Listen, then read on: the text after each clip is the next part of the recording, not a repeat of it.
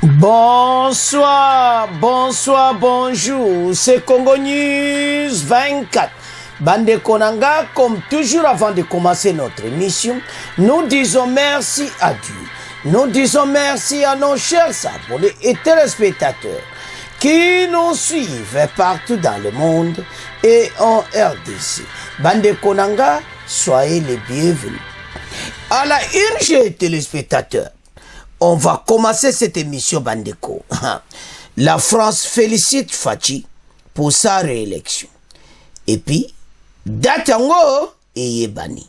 Investiture de Fachi le 20 janvier 2024. Mathieza ya koyinda Bandeko nangai bo comprendre que encore est tombé pendant un samedi. Donc, eza somme. Obaluba kesi yindi kaka. Bandeko. Alors, après on a Togolobasi les invalidés. Et puis on va parler de l'opposition. Alors, Makamoza Minene Bogoyoka, la revue de la presse française. Tous à la connecter. Deuxième point chez téléspectateurs. Burundi a fermé ses frontières avec Rwanda. Et Kagame, leader ya retabara na Sud Kivu. Donc, makambo zaka kobima tata oyo lokola zoyo kate et maintenant Burundi pena revese abi non mene yebani yo muto tchaka pena mubulu na Sud Kivu na biso alors tokabon.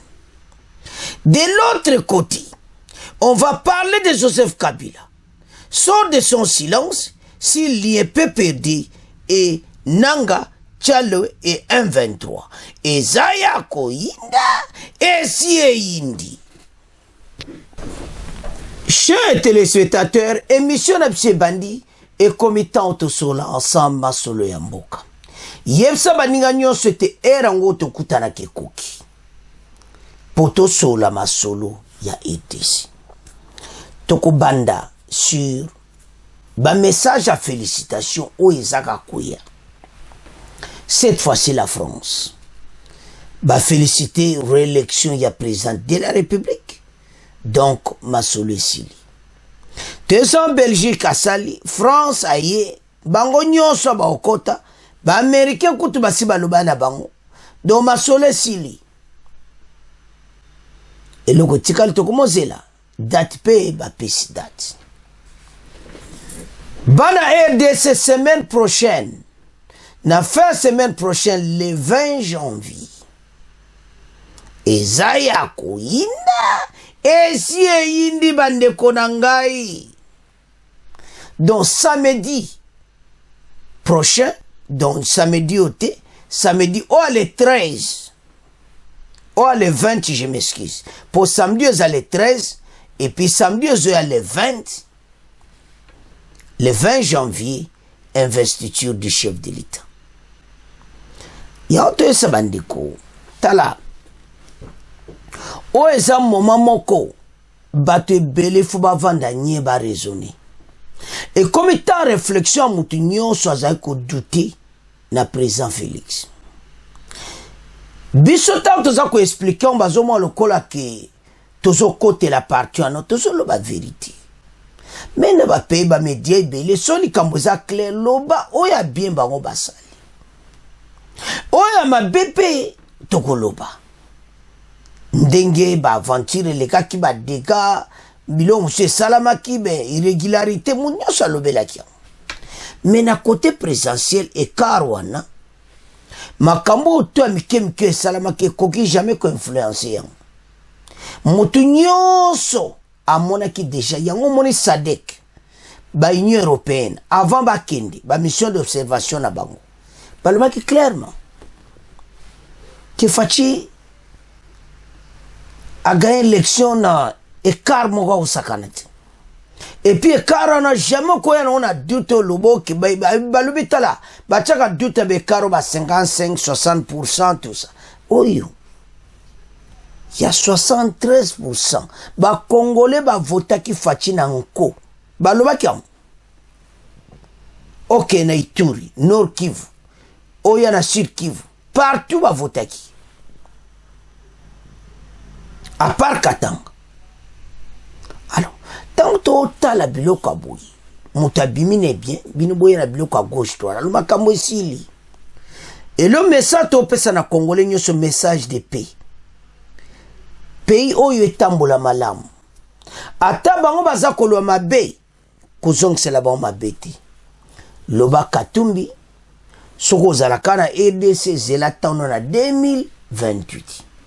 Martin Fayulu calme, sale effort, ozadja na parti na yebani, recruter batu na yo bien, sala parti politique ici, de on a comme ça bien, yo po sale effort. To pe saka ba conseil. Au lieu to ke na mubulu, et maintenant opposition ça divise. Opposition mususu. Ba lobby que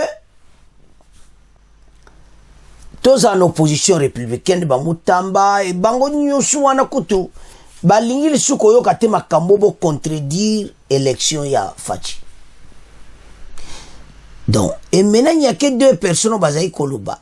Maintenant bango pe ba komo vanda nye maintenant pour le moment do esili. Siko bokolo bani France yewana. Belgique a salué France à lobby. Bah pays africain lobby. Maintenant siko so SADC tout ça. Esili. Et combien de temps ba Congolais tous à la bomoko. Pays ko koma boite. Bande ko ye sid. Bande ko ya ensemble pour le changement ya Katumbi. To réfléchir aux Zamboka. Biso. Soko za vraiment vrai Congolais raisonné. Zonga na raison. Yaka loba non. To bon Samboka. To sa l'opposition moka ko bon Samboka républicaine. Opposition ya benemiti. Élection s'il lève à toi ça va adversaire ici. Mais comme temps oyo motema bo fungola motema. Tozana makambo bien ça manamboka oyo. Mais tant que batwa na libando ba chamboko mobulu ba ko vivre yango. Les pays ont monté en puissance. Fade sazaga komata. Makambo bele zaga komata et ces gens là il faut ba yoka. Boko yoka. Message à ex-président Joseph Kabila. Sur M23 Nananga. Boyo kan émission. Donc mutu azo linga bimane na makambo. Alors, mikolo loka bosa suba discuter Fayulu Katumbi bova na nye pona libela. Bozela sikoyo. Tango masolongo pene bandi lisusu ya ba élection, ale bokoti na masolo. Hein? Bon mais qui chance na bino au lieu que to beta na kabami tout pour rien. Tant ça des autres de Kagame azo profiti. Ko yiba ba minere na est. Bozo monate Rwanda zo voit ma pora biso. Mais biso za vigilant. Parce que tant que Fachi aza réélu maintenant. Fin batouania. Et maintenant Mokolango bon, ça discours est samedi, semaine prochaine, l'investiture. Discours n'est pas à. Et puis, il est bon, il est sympa. Dans mon président de la République, le quoi Fatiba Mingiti. Il a l'essence d'un papa. Il a l'essence de pardonner. Il a l'essence à Koyamba Moutinho Sonama Bena Yope au Kota Namaide Oyazanang. Il n'est pas trop tard. Bonyo sobozaki à côté. Boya. Mais ça, c'est le message de paix. Tout ça, bomoko. Bana RDC. Ce pays a beaucoup de potentialité. Mais mon thème ma beso bomabiso. Totika kukabwana. Ongala zamute sid. Wane zakalera be élection sid. L'air on les a permis. Ngaza boya batouana te. Élection sili. Et comme l'air autope ce message à Kitoko. Pona mutunyoso. Bon bazaki à côté. Zonga na raison. Luba ah. Bon, na Monica a gagné parce que na président France va féliciter Belgique, ba organisation nyonso États-Unis de l'États-Unis note makamute le Canada, il n'y a pas de problème. Donc, boso monate. Toujours que ne ti wapi. Bobima ndengo opposition musu babimi. Opposition ya kako bazaki ensemble bango babimi na malobi non. Et comme tant tout tonga mboka. Congolais, on n'a plus le temps de chamailler. Pour rien, perdre notre temps. Au lieu de bâtir ces pays. Pays au DJ zoka pendant plusieurs années. Et comme taba potanyo se kauka. Chers téléspectateurs, la France a passé message de paix. Ba féliciter Fachi pi ba yebisi société civile. Boluka kimia. Tango Macron zoloba bongo amoni yeba amoni ke tout ça qui est réel parce que tata wana zokindi.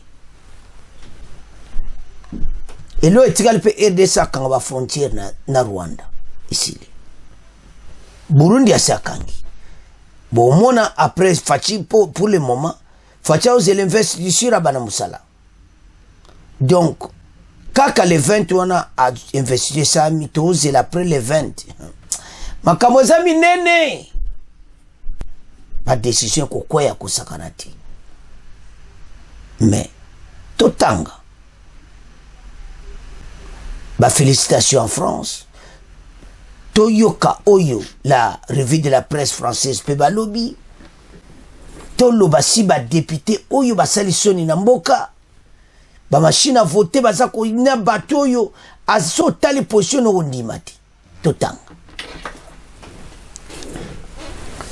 Oh là là! France félicite Fachi pour sa réélection et investiture de Fachi confirmée le 20 janvier 2024. La France félicite Félix Tshisekedi et appelle tous les acteurs politiques et la société civile à œuvrer en faveur du dialogue et à contribuer à un climat apaisé. C'est fini. Aïba Solola. Batia climat moko apaisé na katamboka. Wane latia kangisi kaka failu na katumbi bavananye. Eza sous tanti ya ko chamaye. Eza sous tanti ya ba discussion. Donc ba katumbi na failu fo bandima yango. Ekolo France esengi na bayi politiki ya Ekolo Congo démocratique kotia masolo liboso mpona boluki kimia. Ekolo France epesi longonya na Félix Tshisekedi mokonzi oyo azali na esika pona elunga na ina mapunami ya mokambi ya Ekolo Congo démocratique na bilembo koleka tukusambo na misatu pe esengi bayi politiki ya Ekolo Congo démocratique kosala na tina ete masolo mazala pe komema kimia pe bomoko na mboka na liebisi ebimisi mbula matari ya France ezongeli koloba bolingi bwa yango pona koyikisa makasi na boyokani na Ekolo Congo démocratique lokola Emmanuel Macron mokonzi ya Ekolo France alobaki yango na mobembo asalaki na Kinshasa na sanza ya misato ya mobu 2023 ekondoli Paris cour constitutionnelle endimaki ilunga ya Félix Tshisekedi mikolo mibale mileki pe elobaki ete mbeba pe moyibi na tango ya maponami ezali na mbano ya makasi te na bilembo ya maponami mayi bazuzi babwakisaki bosenga ya kobo ya maponami bopesamaki na moko na bayi bazalaki kuwilela maponami Theodore Ngoyi na mwana mboka mosusu bayi opposition ya Ekolo Congo démocratique balaki ete bana ba ekolo bakokita na balabala pona koboya bilembo biye Ekolo France elaki kokoba makasi na mayango opona eyano ya kimia pe kumela na kokoso ya RDC. Bandeko pays oyo uti musika tokechi wapi na makambo. Le président sortant Félix Tshisekedi a été réélu avec un peu plus de 73%. Confirmation de la Cour constitutionnelle. Pas de surprise, ce qui n'empêche pas le quotidien les phares de féliciter. Donc ça quoi empêcher les phares qui va féliciter Fachi na yango. Parce que makambo oyo et si là to avancer na mboka. Et ça tant batu nyonso batia to wana côté et masolo kene kitoko. Avançons. Fini le suspense, c'est-à-dire ndenge ba lobi ane sili. Félix Tshisekedi se succède donc à lui-même. La Cour constitutionnelle a validé les résultats provisoires de l'élection présidentielle du 20 décembre. Proclamée par la CENI, la Commission électorale indépendante, il ne reste qu'à préparer la cérémonie de prestation de serment au Yokaka. La prestation de serment le 20 janvier au Yokaka Masolo Kitoko. Le 20 janvier 2024. Bandeko, soko moni ba message yo sizo pesaka ya pe do masolo sili. Donc mutumota kolo ba lisusu awa bato bavana kaka nye parce que esili. Alors, maintenant c'est tout otala bo mutumuso yeso alo babiso ba makamo kudo so tal donc il faut bavana kaka nye et c'est tout. Avançons. Défi en cascade. En tout cas, constate Wat Sareka au Burkina Faso, tout est sous contrôle pour Félix Tshisekedi. C'est lui qui aura encore dans les mains le gouverneur du bateau battant pavillon et décès pour 5 ans. Et puis 6 affinités. Et le chapelet de défis qui aura à relever est bien long et régénéreux. Instaurer la bonne gouvernance dans un état de droit. État de droit et koya moto. Bato nyonso ba osaka na justice. Facha zo changer face. Il y a justice na biso. Parce yango neza moko a point. Ou ezali ko sale passe. Alors yango bozomona ba message ndenge na ndenge. Balobi na bo opposant nyonso. Eze suta makelele te. Et tabatba œuvre pour la paix. Donc, c'est-à-dire, ndenge bazawana, basala pona paix en mboka, ou liba bende sous ba discussion.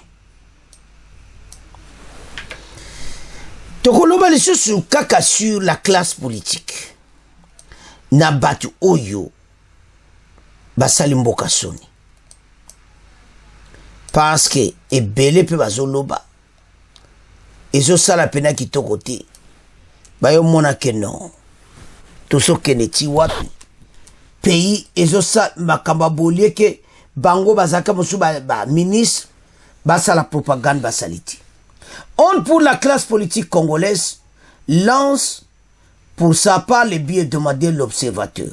Ce qui est choquant écrit le journal, c'est de constater que sur 82 députés invalidés figurent des personnes qui exercent encore des fonctions étatiques ou qui ont assumé de hautes fonctions dans notre pays. Bangwana. Donc, basali soni, mais cour constitutionnel, azo beta bango le sumbata. Alors, donc, c'est-à-dire, ce dont la biloko aboué, bah, Congolais, faut pas changer mentalité. Pour, quand il m'a changé CENI complètement, donc, tout le monde a CENI moko asika. Ah, masolo kitoko. Les députés ont validé le message de l'opposition. Alors, opposition sikoyo, bah, lobi boy. Réélection de Tshisekedi de l'opposition républicaine exhorte le président réélu à rassembler les Congolais pour cimenter la cohésion nationale.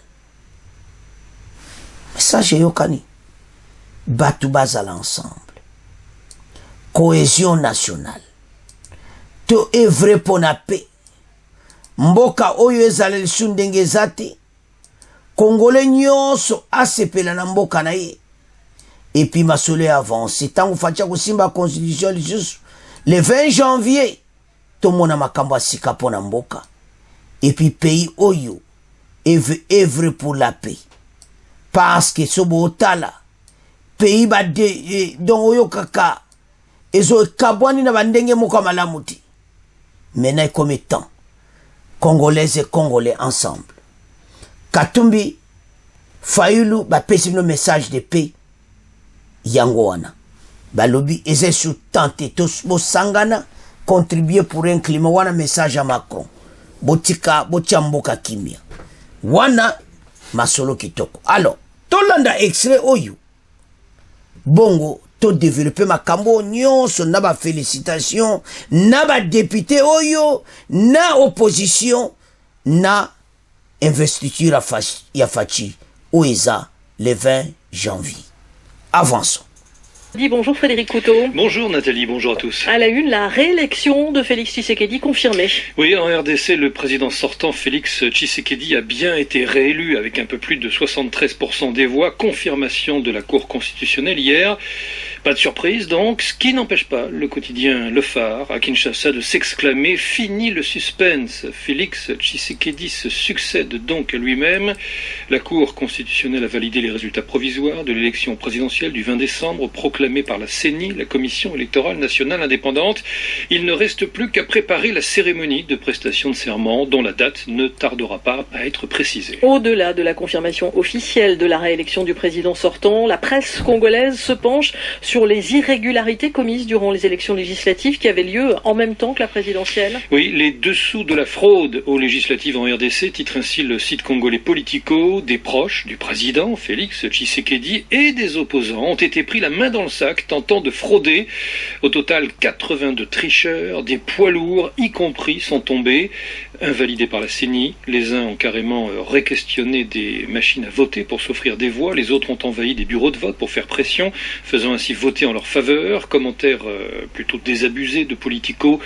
Dans un Congo où tout le monde est prêt à vendre son frère pour du pain, il n'est point étonnant de se retrouver face à un scandale lorsqu'il s'agit de devenir député, de toucher 25 000 $ par mois et de sortir ainsi de la pauvreté. Honte pour la classe politique congolaise, lance pour sa part le bi-hebdomadaire L'Observateur. Ce qui est choquant, écrit le journal, c'est de constater que sur ces 82 députés invalidés figurent des personnes qui exercent encore des fonctions étatiques ou qui ont assumé de hautes fonctions dans notre pays. Ces personnages qui disposent de moyens financiers et matériels importants avaient la possibilité de battre campagne de manière transparente en convainquant les électeurs de voter pour eux, mais non. En préférant recourir à la fraude et à l'intimidation, ils ont mis à nu la médiocrité et la déliquescence morale de ceux qui nous dirigent. Alors, certains contestent leur invalidation, comme Jean-Tini Ngobila, le gouverneur de la ville de Kinshasa et par ailleurs président du parti ACP, l'Alliance des Congolais progressistes. Ses proches, rapporte le site congolais 7/7, affirment que rien ne prouve qu'il a triché et qu'il est victime d'un règlement de compte politique. En tout cas, constate Ouakhatsera au Burkina Faso, tout est sous contrôle pour Félix Tshisekedi. Oui, celui-ci aura encore dans les mains le gouvernail du bateau, battant pavillon RDC pour 5 ans et plus si affinité, et le chapelet des défis qu'il a à relever est bien long à égrener. Instaurer la bonne gouvernance dans un état de droit, lutter contre la corruption et les détournements au sommet, restaurer la paix, faire chuter le mercure politique, recoller les morceaux du tissu social en lambeaux, dépolitiser et détribaliser l'administration, redonner vie à une économie anémiée aux mains de l'informel, faire profiter ses compatriotes des fruits du riche sous-sol du Congo, se pencher sur les chantiers routiers afin de désenclaver bien des zones inaccessibles, mettre fin aux atteintes aux droits de l'homme et à la liberté d'expression, etc., etc. Autant de priorités de ce second quinquennat que Félix Tshisekedi mettrait un point d'honneur à relever afin d'essayer de nettoyer les plaies purulentes d'un premier mandat encore sous le feu des critiques. C'est à ce titre, conclut Ouakhatsera, que la RDC pourra lui pardonner les élections contestées du 20 décembre dernier. En effet, pointe Le Monde Afrique, une partie de l'opposition morcelée continue de dénoncer en ordre dispersé un coup d'État électoral. Oui, Le Monde Afrique qui revient aussi sur le pari perdu du prix Nobel Denis Mukwege, le gynécologue qui répare les femmes, comme il est surnommé, n'a obtenu que 0,22% des suffrages le 20 décembre, rappelle le journal. Même dans son fief de Bukavu, il est arrivé en 3e position, derrière Félix Tshisekedi et Moïse Katumbi. Il y a des défaites qui ne se commandent pas, relève Le Monde Afrique, depuis l'annonce de son faible score. Denis Mukwege est quasiment silencieux.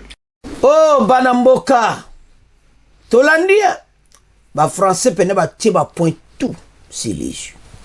Balobi makamsuna ba raison fatia za ba défi. Bande komboka na biso ba problème ebele.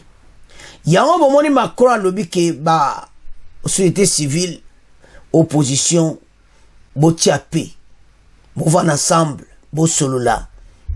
To avancer mboka. Fatia tamsa mboka ou. Message à Macron côté très kitoko. Bolandi la revue de la presse Fatia beaucoup de défis. Et puis on a parlé de Mukwege. Mukwege aye baba kelele adjata elo monte 0% son combien.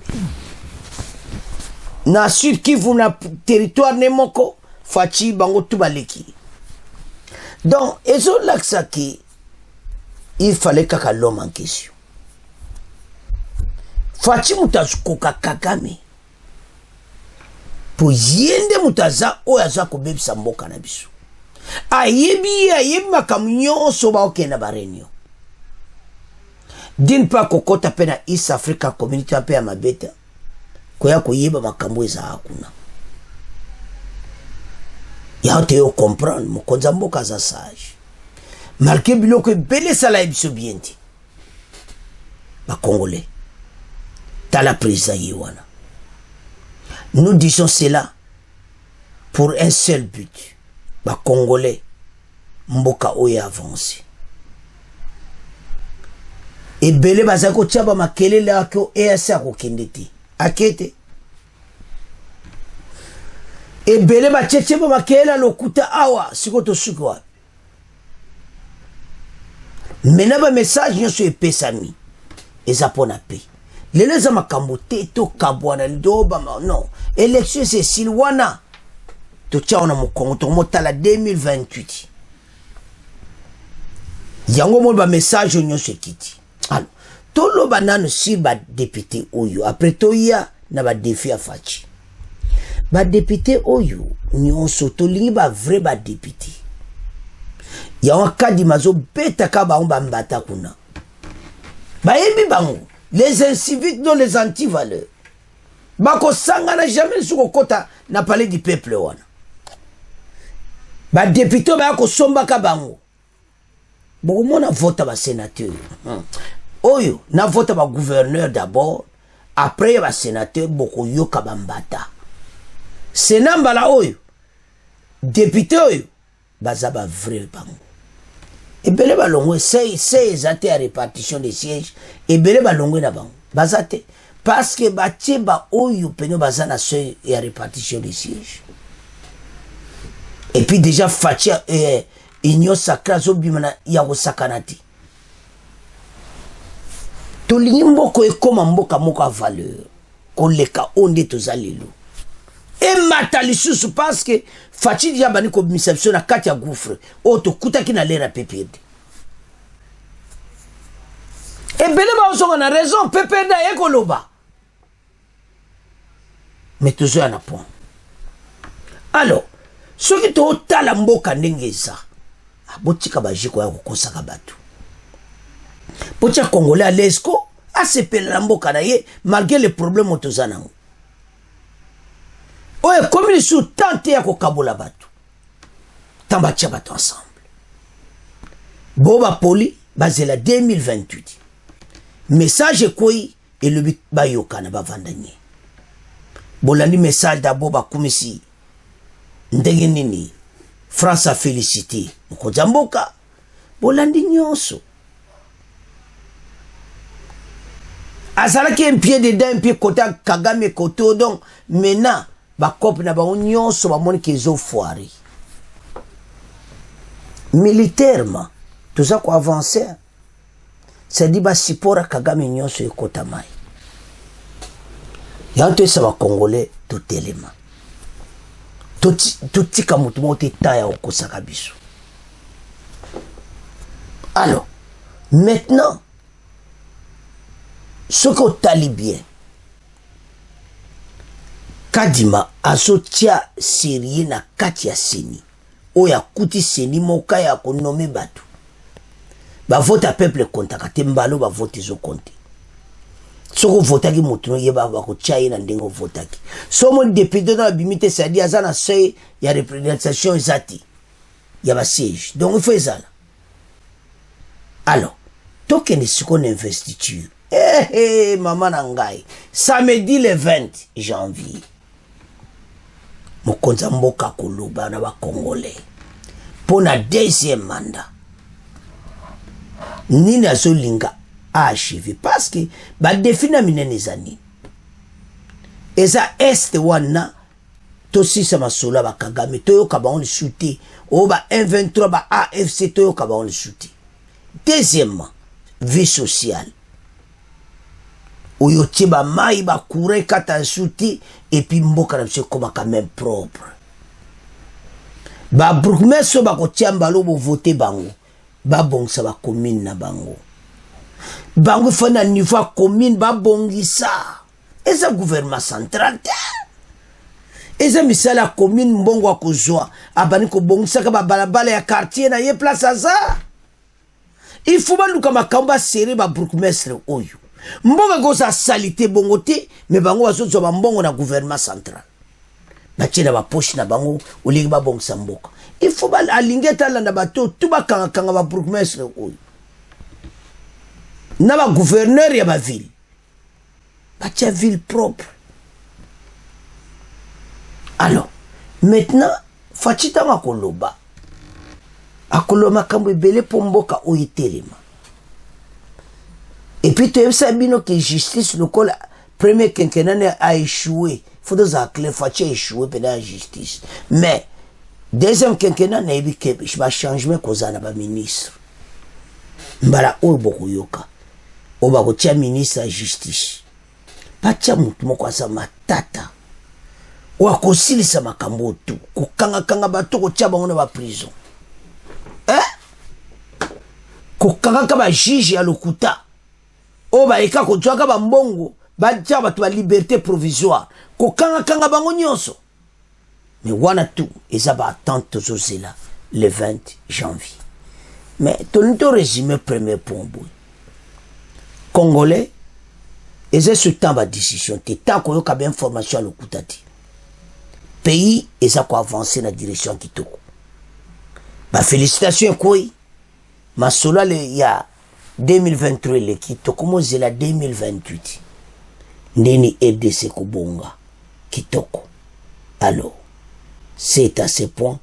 Tokomo tika. Deuxième point, parce que même Bango Mokoba, Katumbi, Fayulu, à partir d'un message à France Kwelelo, Boyo Kabango de société. Batiki. France a ici Bango, Bokene Bo Solo là. Botamboko et Tambola bien, Bozala Sima Mkonza Mboka. Bossa l'opposition républicaine. Et c'est tout. Boyo Kasuba Makelo, Antitromozela, vote Koya. Alors, c'est à ce point. Comment tu as bino? Joatan otanga yango so nano s'abonner te s'abonner otanga kama solo kitoko peut partager très bien. Déjà ta ezawana yoko partager no kana bekri. Alors bana mboka. Tokomo tika premier point tokomo kena deuxième point. Alors chers téléspectateurs to komina point na biso au yasuka otoko divisango en deux parties.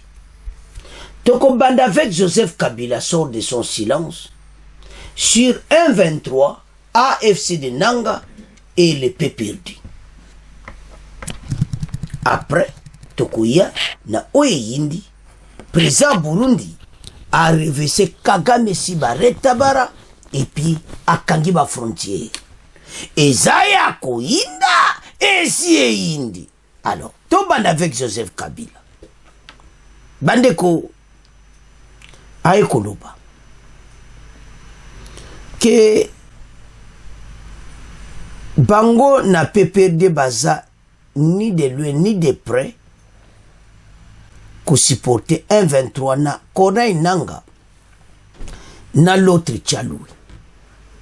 Alors que même Tchaloué famille naïe biologique ba sepelite na ndenga kena est. Azaki déjà une société de marketing et tout ça. Kabilo a perdu. Maintenant, on va créer un scénario qui a l'on peut perdre. Si vous voulez nanga l'on peut perdre cal. Pour ce moment, vous tournez. Quand vous dites que Tchaloui qui la région en front a déjà quitté la PPR et a déjà quitté les partis, je m'excuse. S'il a déjà quitté ses partis politiques, et Nanga, il était toujours membre du PPD avant de rejoindre 1-23 Nanga. Au moment que vous allez le côté, vous tournez en rond là. Parce que vous avez dit que voilà, on est ni de près avec ce qui se passe à l'est nanga kuna bozati mais nanga za PPRD azo kima na exilo akena Ghana soi-disant mais akere ko se retrouver na Kigali na hôtel mais ake exil na Ghana azaide na Rwanda na Kigali propriété bapesa ki na Kagame siko tanto tala babiloko des scénarios mais baekoloba foto yo kabango moto nyonso aza na droit alors ex-président Kabila alobi ke bango baza kuna te bawanga na bango nyonso en bloc to babwaki yango ke baje na PPRD bao rejoindre M23 mais moko je bamoni ye bamosusu balakisi bango te babi bango aza koideka one nanga na eloko te bazopesa eloko te bino ata balarte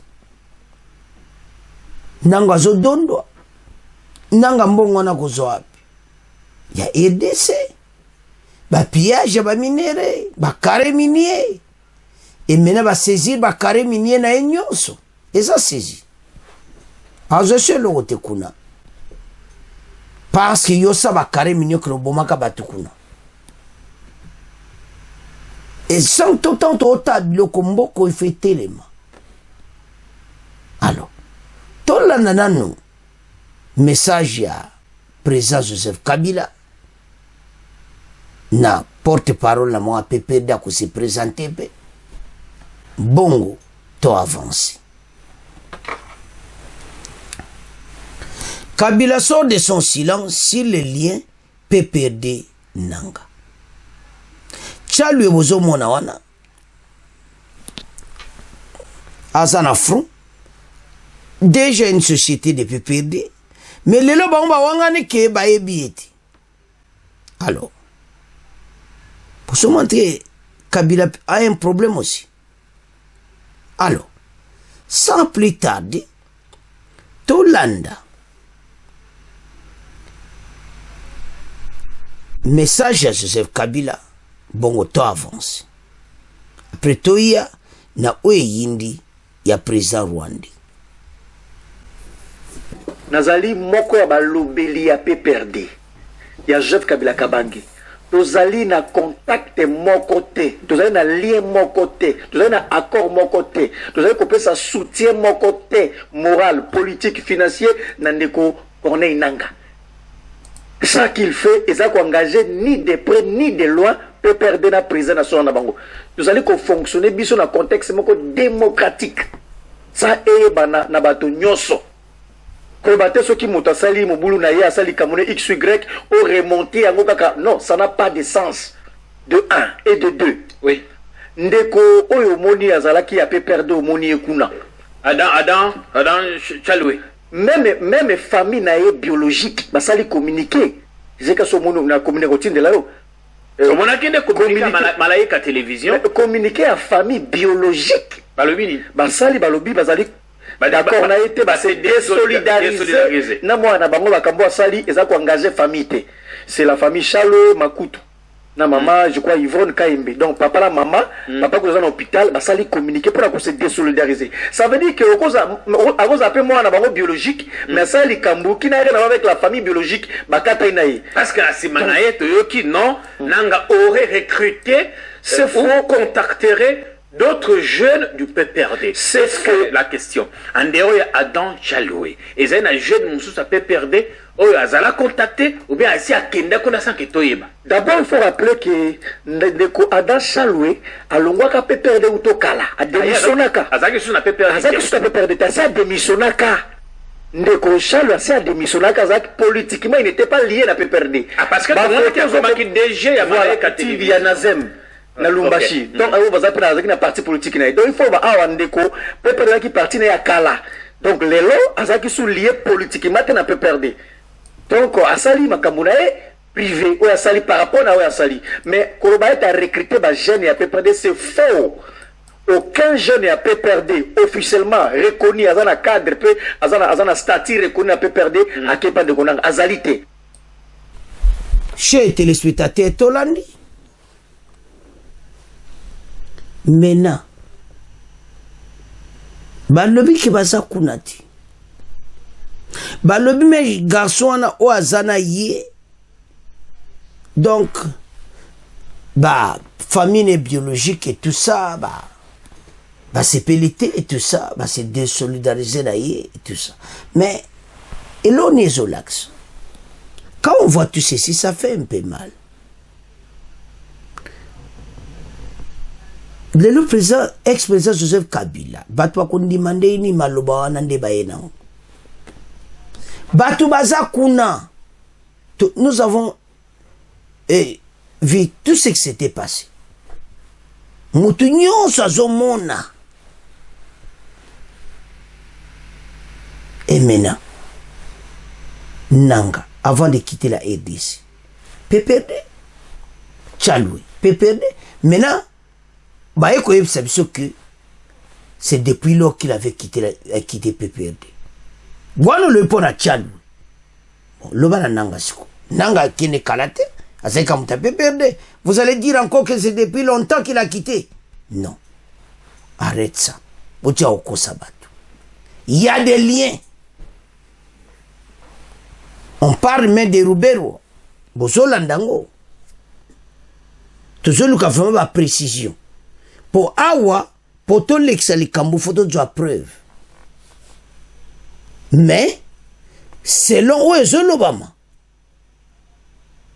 il n'y a pas de fumée sans feu dans ma Kambouana à Bango. Donc, lien zawana. Alors, tant que biloko bateau yo, yangona tina to juba décision na RDC. Il faut zala papa to yeba papa na yo. Et ça le baka papa nanga a Congolais, il faut to yeba ye. Munyo sur la RDC mais papa na kufa ba yeba ye. Parce que tu connais sur risque ti. Tala baramboka. Botala ba jeune na biso wana. Au mona pena ke mwana mboka congolais ba wazalendo. Vous voyez comment ils se battent sur le terrain. Donc avec Oyo Kaka na évité affection mboka donc Oyo Kaka mais il montre clairement que bazaba vrai ba Congo. Bazako salama kamozo avec volonté. Ba telemeli Kagame. Bambiska dozo kawana ba kutana bangwa mbiska da danger donc Oyo Kaka ba M23 na RDF donc ya kupanza. Ba job à risque. Et ba super ko perdre pe vina ba. Tala bana mboka. Sozo tala moka na bilongo ka ba Congolais bango. Andeko ezama wa. Ba jeli biso ba utu Rwandi. Katsaka ba tuchi ba utu Rwandi ba kote libiso bangwana ADC. Ba kota tina ba gouvernement mazane Rwandi. Azama kila ba Rwandi. Azane utu. Momo ba confusion na biso. Meteye ba kaka. O azamwana ADC uyuti. Alors. Mena tokondimela ex-président Kabila ndingini. Et ça moi passe parce que ezo monana nanga azolo bango soki bango bazani loin de là bango peksa nangati ba peksa te wane bimi anangati kala te to yoka mombondo parce ba kanga bango to koyeba nani yango akesi ba mombondo. Alors, et c'est sengo PPRD ba ekoloba. Mais ba Congolais maintenant ka point d'interrogation. Ba accepter maloba wana. L'heure est grave. To komo tika dossier ex-président Kabila na maboko na bino. To komo ke na deuxième partie ya Burundi na Rwanda. Chers téléspectateurs, Rwanda a commis un souka. Le président burundais en colère a dit confirmation que leader va Retabara et Kagame. Oba otia ba dega ba obo ba tuna frontière. Alors bango ba monique en tout cas et comme temps ba kanga frontière na Rwanda. Et c'est fini. Et ça m'a déjà depuis 2 semaines, hein, bah, le Batebele va évacuer. Il a déjà fermé ses frontières avec le Rwanda. Donc c'est fini. On ne peut plus en parler de ça. Donc, Batika leur position, on peut la position. Pourquoi? Azo monake, bareta baru, bazo bomo ba Congolais na Sud Kivu. Baza wana bazo piller ba minéraux na Sud Kivu. Bazo que nous tekela ka président Rwandi. Au monde ba groupe armé en nyonso wana patron na bango parce que mission Kagame za ke ba groupe armé bazala kuna ba timulaka ba minéraux ba pesa kaina ba marché nayi. Bona ke mission lo ba si ba contrat na Union européenne. Et si ya zakana ba minéraux. Mawa. Tomba contrat na yewana mawa totam. Le Burundi a décidé de fermer ses frontières terrestres avec le Rwanda à partir de ce jeudi, en réaction aux récentes tensions diplomatiques entre les deux pays. Martin Nitereste, ministre burundais de l'Intérieur, a officiellement annoncé cette mesure attribuant la décision au mauvais voisinage de Paul Kagame, le président rwandais.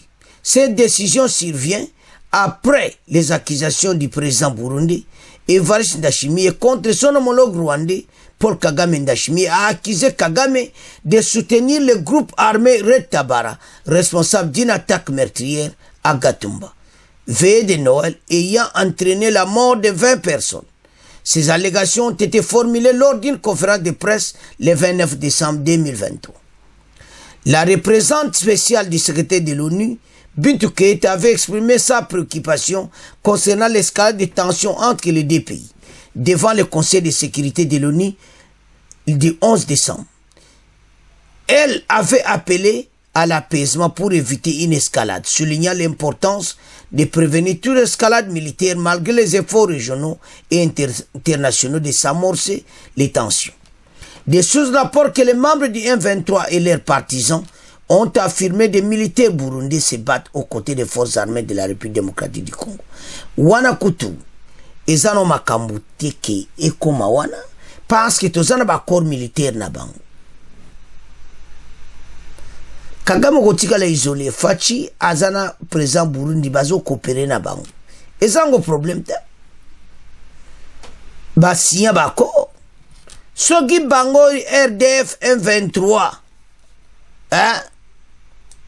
Bango baza kofunda ke bamoni ba soldat burundais kuna e bino siko dia bo kopera kana ba reta barana Sud Kivu bo chimula ba minéraux mawatro. Alors parallèlement aux tensions de renforcement des liens entre Kinshasa et Kitega ont été observés. Les ministres burundais de la défense national des anciens combattants, Ale Tribert Mubarazi et Jean-Pierre Bemba de la RDC ont signé un protocole d'accord en matière de défense, renforçant ainsi les relations bilatérales entre les deux pays en présence des présidents Evariste Ndayishimiye et Tshisekedi. Ministre de la Défense ya Burundi na ya biso Jean-Pierre Bemba va signer qui déjà d'accord. Donc Kagame yebela bango bakangi frontière RDC ko kanga frontière Tanzanie pe kuna do bino bo mona makamu na bino bandeko l'heure est grave. Rwanda est un petit pays eza ko tia batu ba mobulu akosakanati et comme tata oyo a quitté pouvoir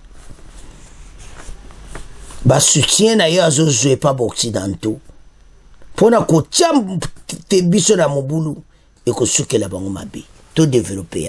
Burundi ekangi ndelo na yango na Rwanda uta mposo mibale na kofundaka Kigali kopesa maboko na batumboki ba Burundi ba Red Tabara baye babomaki koleka bato tukumi balo mokolo mwa tukumi bale na mibale ya sanza ya zomi na mibale eleki sango yango epesami lelo na ministre ante ya Burundi na bapandi sango.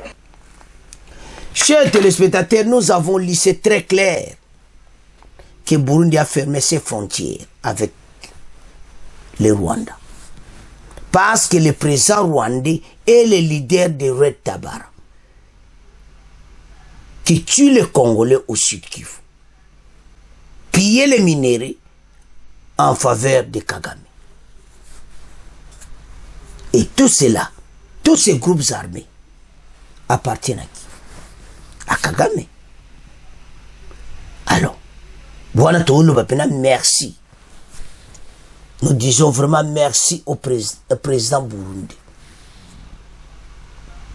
Et maintenant, c'est la RDC à leur tour de fermer ses frontières avec le Rwanda. Parce que trop, c'est trop. Il sera bientôt isolé dans la région. Vous allez voir. Chaque chose a sa fin. Comme le Burundi a commencé, il y a d'autres pays qui vont le faire. Kagame, ce qu'il a cherché à Komona en 2024. Vous allez voir un autre président Fachi Moussoussou au bon mois en 2024. Tout ça, non. 2000, à côté qui s'y a pouvoir. Bamakamwe Bele le kaki. Menaza mur. Diplomatie koti mabenakati. Aigle. Tango kubanda mama solo après les 20. Bozala prêt. Bozala prêt. Tala président rwandais. Akoyoka suka na échauffement. Président Fachi. Akokomisi pendo yoka kazoba zoba. Bokomona. Ndega okomisa. Déjà quand moi mikole les gars qui a la diplomatie nega tande président Rwanda komaki. Biloba loba. Mais Occident, Union européenne ba yeko sale ba kora yi. Biloko wana tuko suka na ngona nzela ba kora ba siye wana. Pourquoi tolo ba bon? Parce que tous autres ba décision ferme. Toko kufa pone kolo. RDC ekozala blindé. Ba konzi ba zana décision makasi contre le président rwandais. Parce que Tatana finira par partir. Pression na biso eko pousser ka koma na puta la Burundi akangi frontière pona nini. Ba on va za quoi bisoti. Biso za un petit pays. Et biso za un grand pays, je m'excuse. Ba on va za un petit pays. Biso za na ba frontière rebelle. Boka koto kuna ya leku donc ozomona tozana problème. Ne et sali kitoko. Parce que maintenant côté na biso déjà peut ba se préparer na pour tata o ya zeleva. C'est trop. Yanto ça va congolais to lamuka. Station tozana on a aidé ces autres senga to za bomoko pour makamoto kenebi. Alors, para mboka. Biso sto langi to tangi. Président rwandais a kotika les isolés pas quitter pouvoir. Parce que yene mutaochi a désordre. Mais Burundi déjà payé mon pépé donc a payé un signal la batignons. Et puis ba payer na bisope kalati. Ya ote ça met tous à la calme. Les 20 ans encore samedi prochain. Fachika ka simba les choses constitution. Mboko mona. Onan bo mona te. Bon, mon deuxième mandat, oyo. Et belé, même à Kalane Kotonda. Côté Kagame frontière, wana. Bako mona pena souka nango. Et puis finalement, ba Congolais. To komo tike mission na bino. Bana mboka sono s'abonner, te s'abonner. Bon, continuez ko partager. Au revoir. À la prochaine.